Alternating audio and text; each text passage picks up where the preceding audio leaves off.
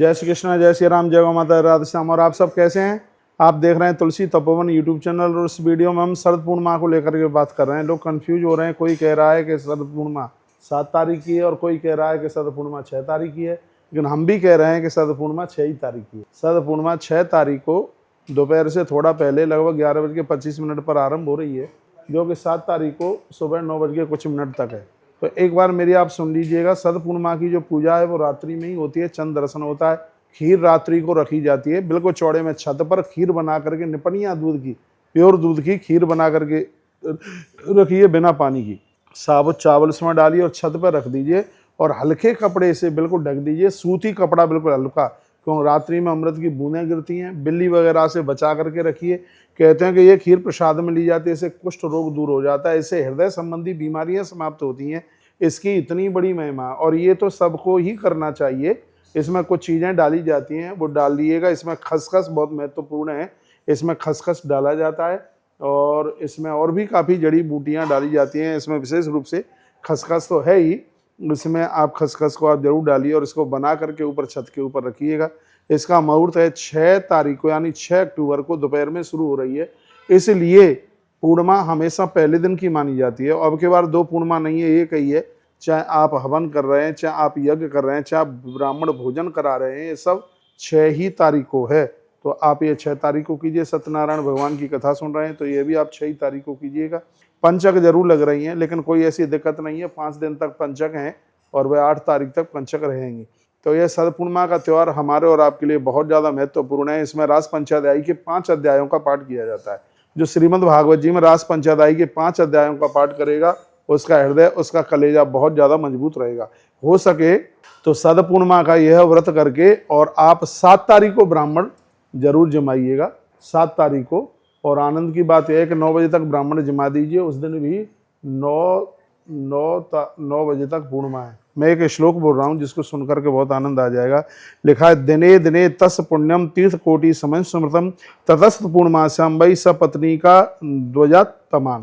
कहते हैं कि किसी ब्राह्मण और ब्राह्मणी को जोड़े के साथ में पूर्णिमा के दिन यदि भोजन कराया जावे तो उसका मतलब है 1 करोड़ तीर्थों में दर्शन, प्रणाम करने का, वंदन करने का, स्नान करने का पुण्य फल प्राप्त हो जाता है। मेरे सामने ये ग्रंथ रखा है, यह है पद्म पुराण है और इसमें इस बात का वर्णन किया गया है।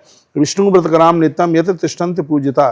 जो भगवान विष्णु को नित्य पूज करके जितना पुण्य प्राप्त करते हैं, पूर्णमासी के दिन ब्राह्मण को भोजन करा करके और वह उतना फल प्राप्त कर लेते हैं। इसलिए तो तुलसी वन आश्रम में हर पूर्णिमा, अमावस्या और दोनों द्वादशी को इसलिए तो भोजन चलता है। यदि आपको कोई लोड नहीं पड़ता है तो मैं आपको कहना चाहूँगा कि आप जितनी भी माताएं सुन पा रही हैं, शरद पूर्णिमा का आप व्रत करें 6 तारीख को, और 7 तारीख को एक ब्राह्मण को भोजन करा दें। उदिता में है, 7 तारीख को उदिता में, इसलिए 9 बजे के बाद भी भोजन हो जाएगा, तो भी कोई बिल्कुल भी दिक्कत नहीं है।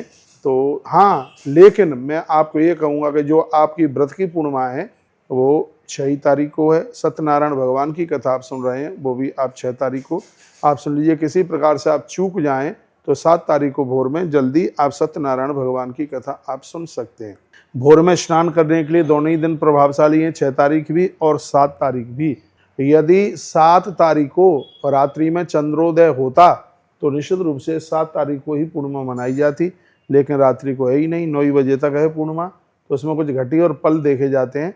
तो आप 6 ही तारीख को पूर्णिमा का आप व्रत करेंगे और शरद पूर्णिमा मनाएंगे। शरद पूर्णिमा की बहुत बड़ी महिमा है। पुण्यशीलम सुशीलम च जयम विजयम एव चः। इसके द्वारा लोगों के जय जयकारे दुनिया में होते हैं, दुनिया में उन्हें विजय मिलती है। इतना बड़ा महात्म शरद पूर्णिमा का है। तो 2025 की शरद पूर्णिमा 6 अक्टूबर को है। टाइमिंग्स मैंने आपको सबको बताई दी हैं।